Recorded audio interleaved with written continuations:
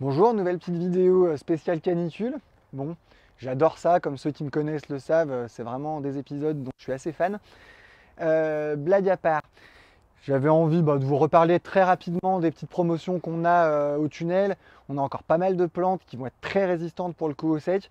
Ça fait 3 jours, donc il fait très très chaud. Et j'ai certaines plantes que j'ai pas encore réarrosées depuis le début de la semaine. Donc ça peut être l'occasion de découvrir des choses dans cet esprit-là. Je ne m'attarde pas trop là-dessus, on va plutôt parler arrosage. L'arrosage, c'est 99,9% des questions qu'on me pose en ce moment. Bon, clairement, avec un temps comme ça, l'excès d'eau n'est pas une option. Enfin, c'est quasiment impossible de faire mourir une plante d'excès d'eau quand il fait 40 degrés à l'ombre.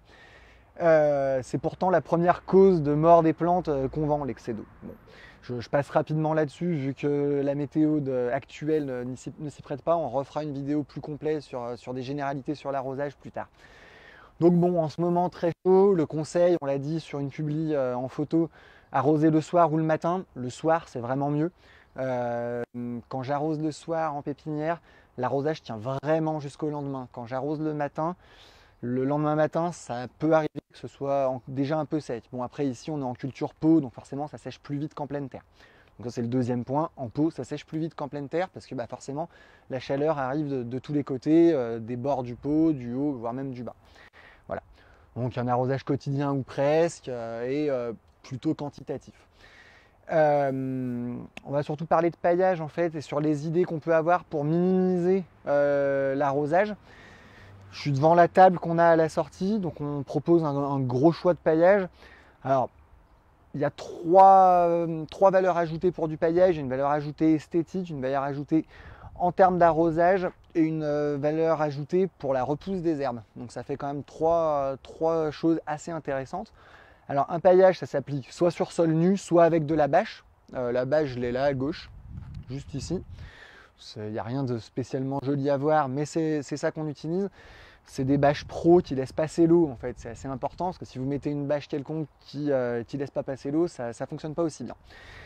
Bien, la bâche, c'est surtout pour le côté limitation du désherbage. Le paillage, lui, va faire un peu tout.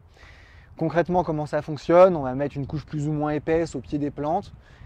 Et en fait, vu que le sol va moins chauffer, l'eau va moins s'évaporer. Et même si elle s'évapore, elle va être sur certains paillages plus que d'autres, mais voilà, elle va quand même être retenue prisonnière dans le paillage.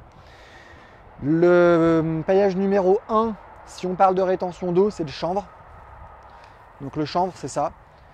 Je le montrais tout à l'heure juste avant la vidéo. Alors vu que je l'ai un peu brassé, c'est moins le cas et je ne pense pas qu'on s'en rendra compte.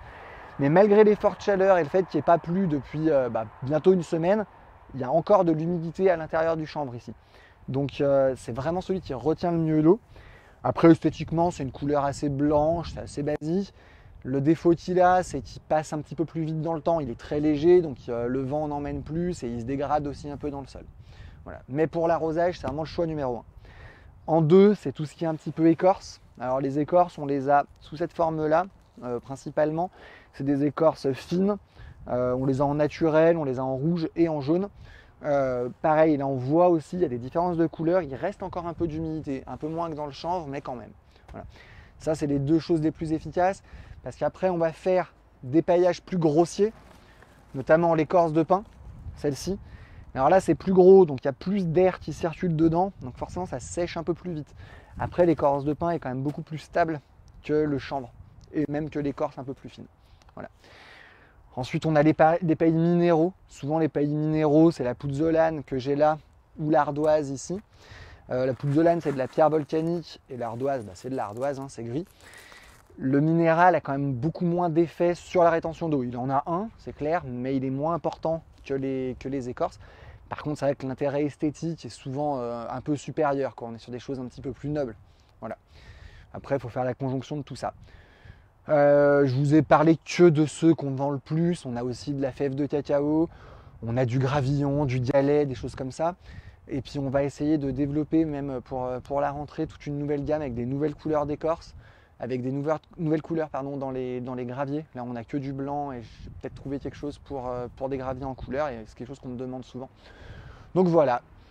Écoutez, je ne m'attarde pas plus, il fait chaud, je vous souhaite bon courage dans vos arrosages et puis venez nous voir si vous avez des questions ou des problèmes avec vos plantes. Bonne journée.